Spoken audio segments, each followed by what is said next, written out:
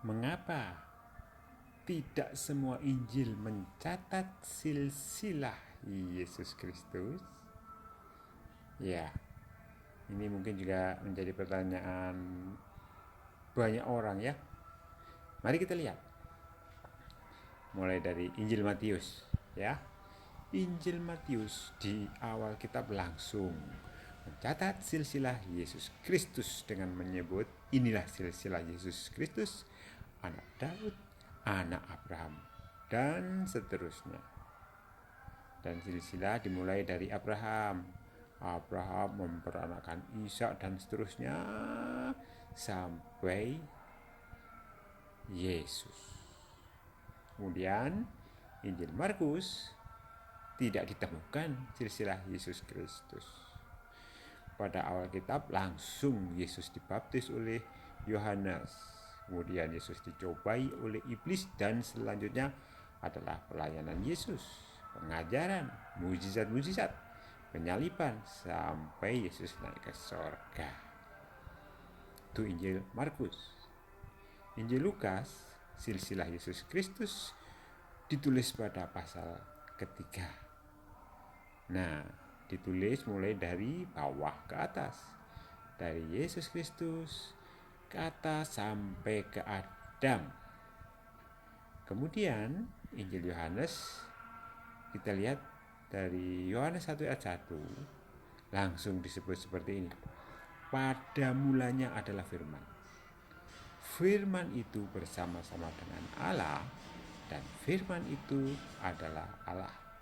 Itu ayat 1. Dan kemudian pada ayat 14 bunyinya seperti ini. Firman itu telah menjadi manusia dan diam di antara kita.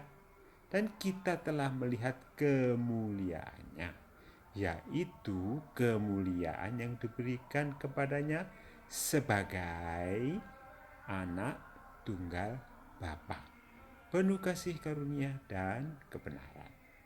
Jadi tidak ada silsilah di Injil Yohanes, namun langsung menyatakan bahwa Yesus Kristus adalah anak Allah. Nah, penulis Injil Matius, Markus, Lukas, dan Yohanes menggambarkan Yesus Kristus dari sudut pandang yang berbeda-beda. Kalau kita lihat ya, Injil Matius itu menggambarkan Yesus sebagai raja yang dinanti-nantikan oleh bangsa Yahudi, orang-orang Yahudi. Kita bisa lihat salah satunya di Matius 2 ayat 2. Nah, begini bunyinya. Di manakah dia, raja orang Yahudi yang baru dilahirkan itu?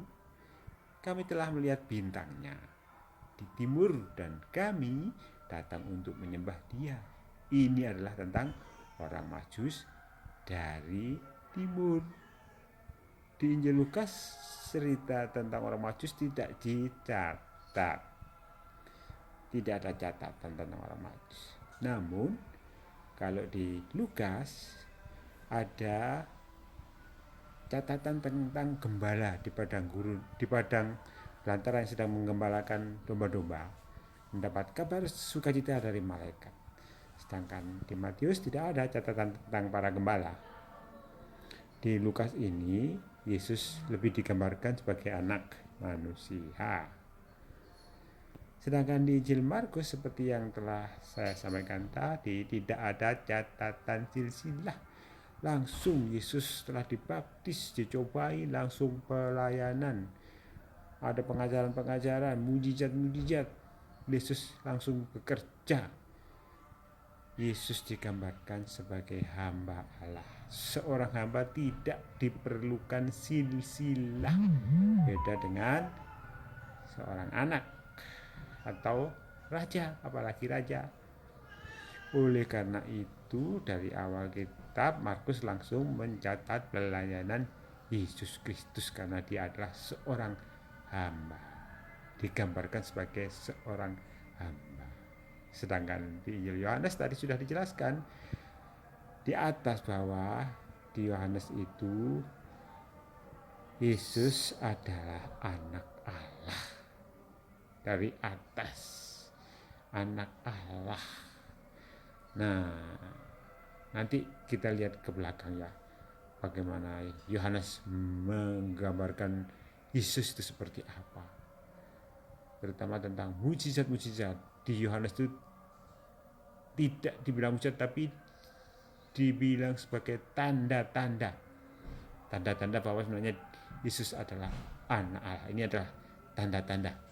Jadi memang penggunaan bahasanya agak berbeda karena cara menggambarkan Tuhan Yesus dari sudut pandang yang berbeda. Tuhan Yesus memberkati saudara. Puji Tuhan. Amin.